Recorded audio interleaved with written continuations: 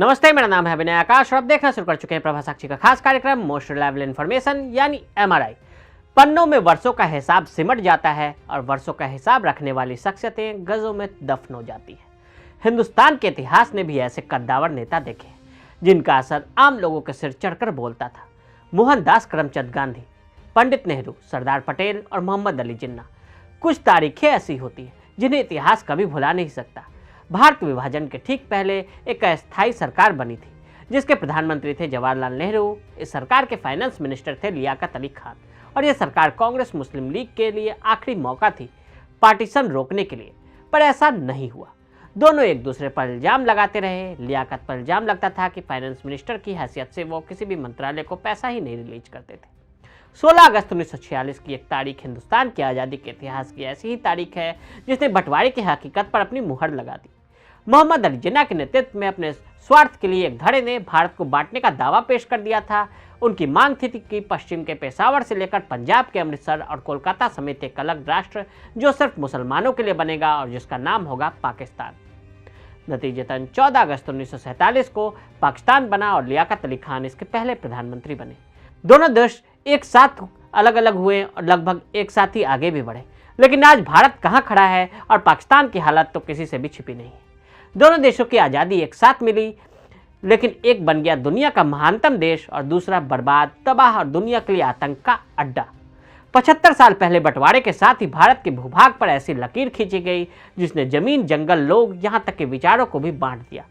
भारत और पाकिस्तान ने बंटवारे के बाद अपनी नीति और नियति चुनी। लकीरों से शुरू हुआ खेल तकदीरों तक कितना पहुंचा, इस रिपोर्ट के जरिए आपको बताते हैं। पाकिस्तान में लालच तंत्र की शुरुआत, हजारों वर्षों की विरासत, सैकड़ों सालों की गुलामी से मुक्ति, विशाल आबादी, अलग अलग भाषाओं परंपराओं में बटा देश।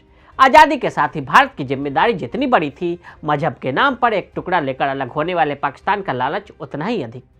भारत की कुल रकम का 17.5% पैसा पाकिस्तान को दिया गया। पाकिस्तान को अपना आधा अधूरा संविधान बनाने में 26 साल लग गए। जिन्ना की मौत पाकिस्तान निर्माण के 13 महीने बाद ही हो गई। कई रिपोर्ट्स में लिखा भी गया कि जिन्ना के आखिरी शब्द थे कि पाकिस्तान बनाना मेरी सबसे बड़ी भूल थी। जिन्ना की मौत के साथ ही पाकिस्तान में सत्ता का लालच सिर चढ़कर बोलने लगा।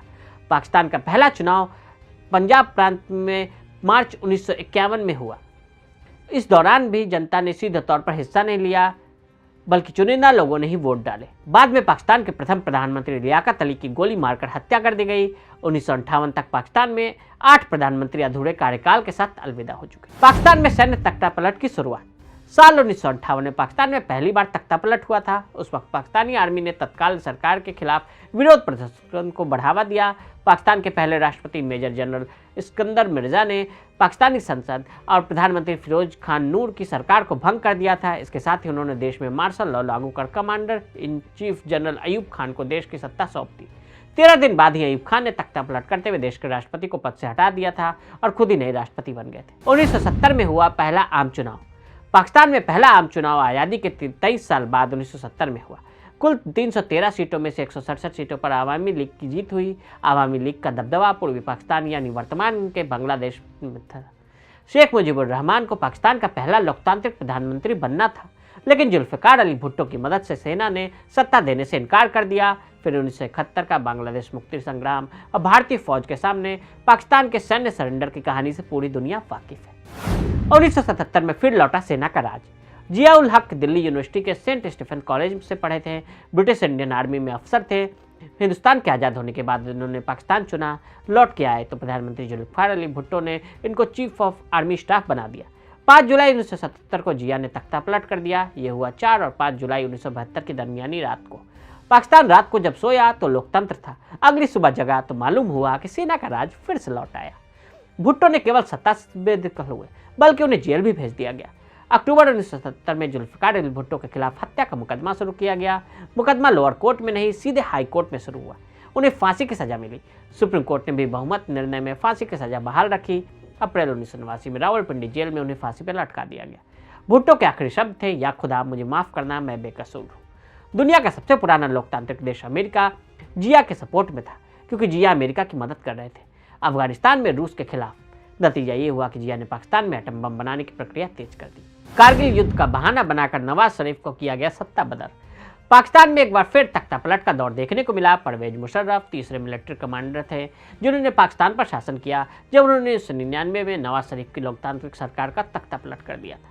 उन्होंने देश के संविधान को सस्पेंड कर दिया था। इसके बाद मुशर्रफ खुद पाकिस्तान के नए राष्ट्रपति बन गए। दिलचस्प ये है कि नवाज शरीफ को 2017 में भ्रष्टाचार के मामले में 10 साल की जेल की सजा सुनाई गई जब उन्होंने इस्तीफा देने के लिए मजबूर होना पड़ा। पाकिस्तान के 75 साल के शासन में 33 साल सत्ता सैन्य तानाशाहों के हाथ में रही। यही वजह है कि पाकिस्तान में 75 साल में 31 प्रधानमंत्री बने, लेकिन कार्यकाल कोई भी पूरा नहीं कर सका। पाकिस्तान का इतिहास इस बात का गवाह है कि जब भी वहां राजनीतिक अस्थिरता फैलती है तो सेना को तख्ता पलट का मौका मिल जाता है। पाकिस्तान के पास है भारत से ज्यादा परमाणु बम। भारत के पास इस वक्त करीब 110 से 120 परमाणु बम है, जबकि पाकिस्तान के पास 120 से 130 परमाणु बम है। गौरतलब है कि पाकिस्तान ने कई छोटे छोटे परमाणु हथियार तैयार कर रखे हैं जिसके इस्तेमाल की धमकी वो हमेशा देता रहता है। भारत के पास छोटे छोटे परमाणु हथियार नहीं है, जो भी है उसका असर बड़ा और खतरनाक हो सकता है। भारत की मिसाइलों की जद में पूरा पाकिस्तान आता है, जबकि पाकिस्तान की मिसाइल 2750 किलोमीटर तक परमाणु हथियारों से हमला कर सकती है। भारत में क्या चल रहा था? पाकिस्तान के राजनीतिक अस्थिरता की कहानी तो हमने आपको बता दी। आप इस दौरान भारत में क्या हो रहा था ये भी जान लेते हैं। आज से करीब 71 साल पहले 25 अक्टूबर को भारत में लोकसभा का पहला चुनाव हुआ, जो लगभग 5 महीनों तक चला। उस समय भारत के लोगों के लिए आज़ादी बिल्कुल नई चीज़ थी। पहला आम चुनाव 25 अक्टूबर 1951 से 27 मार्च 1952 के बीच हुआ। चुनाव के लिए करीब 1874 उम्मीदवारों और 53 पार्टियों ने चुनाव लड़ा। पार्टियों ने 489 सीटों पर चुनाव लड़ा। कांग्रेस ने 364 सीटों के साथ चुनाव जीता, क्योंकि लोगों ने उस पार्टी को वोट दिया जिसका नेतृत्व जवाहरलाल नेहरू ने किया। भाकपा वह पार्टी है जो 16 सीटों के साथ दूसरे स्थान पर रही, क्योंकि उन्हें लगभग 3.29% वोट मिले। देश के पहले आम चुनाव में आज़ादी की लड़ाई का दूसरा नाम बनी कांग्रेस ने 364 सीटें जीती और प्रचंड बहुमत भी हासिल किया। देश के पहले आम चुनाव के बाद पंडित जवाहरलाल नेहरू प्रधानमंत्री बने। उनके अलावा 2 ऐसे नेता भी चुनाव जीते जो आगे चलकर भारत के प्रधानमंत्री बने थे, गुलजारी लाल नंदा और लाल बहादुर शास्त्री। आपातकाल के 21 महीने यानी 1975 से 1977 के दौर से इतर भारत में लोकतंत्र कभी भी खतरे में नहीं पड़ा है। देश ने आज़ादी के बाद से अब तक 14 प्रधानमंत्री देखे, जिनमें से 8 ने पूरे 5 वर्षों का अपना कार्यकाल पूरा किया है।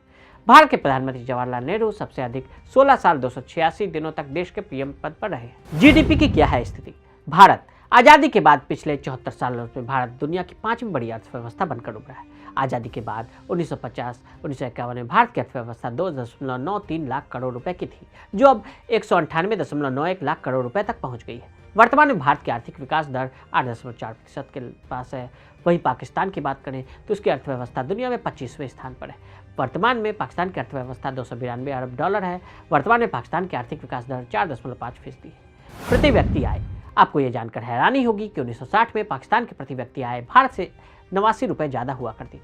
1960 के 75 साल बाद भारत इस मामले में पाकिस्तान से काफ़ी आगे निकल गया है। एक तरफ पाकिस्तान कंगाल होने के करीब है, तो वहीं दूसरी तरफ भारत दुनिया की 5वीं बड़ी इकोनॉमी में शामिल हो गया है। भारत की प्रति व्यक्ति आय 1900.71 यूएस डॉलर यानी 1.43 लाख रुपए है, जबकि पाकिस्तान की सालाना प्रति व्यक्ति आय 1193.73 यूएस डॉलर यानी 89.99 हज़ार रुपये है। खुखार आतंकी संगठनों का पनाहगाह पाकिस्तान। 2019 में अमेरिकी यात्रा के दौरान पाकिस्तान के पूर्व प्रधानमंत्री इमरान खान ने स्वीकार किया था कि उनके देश में 40 से ज़्यादा आतंकी संगठन सक्रिय हैं। साथ ही उन्होंने कहा था कि अभी भी पाकिस्तान में 30 से 40 हज़ार आतंकी मौजूद हैं। संयुक्त राष्ट्र की तरफ से पाकिस्तान के 146 नागरिकों को बैन भी किया जा चुका है। लश्कर-ए-तौयबा, इसका गठन 1980 के दशक में पाकिस्तान में हुआ। 2001 में इसे विदेशी आतंकी संगठन के रूप में चिन्हित किया गया। जैश-ए-मोहम्मद, इसका गठन साल 2000 में कश्मीरी आतंकी मसूद अजहर ने किया। भारतीय संसद पर हमले समेत कई आतंकी वारदातों को इसने अंजाम दिया है। हरकतुल जिहाद इस्लाम, साल 1980 में इसकी स्थापना अफगानिस्तान में सोवियत सेना से लड़ने के लिए हुई थी। हिजबुल मुजाहिदीन, पाकिस्तान की सबसे बड़ी इस्लामी पार्टी की आतंकवादी शाखा, इसका गठन 1989 में हुआ था। अलकायदा पाकिस्तान से अपनी गतिविधियों को अंजाम देता रहता है। स्वास्थ्य के क्षेत्र में क्या हाल है? भारत कुल 43,486 निजी अस्पताल हैं, वहीं 25,778 सार्वजनिक अस्पताल हैं।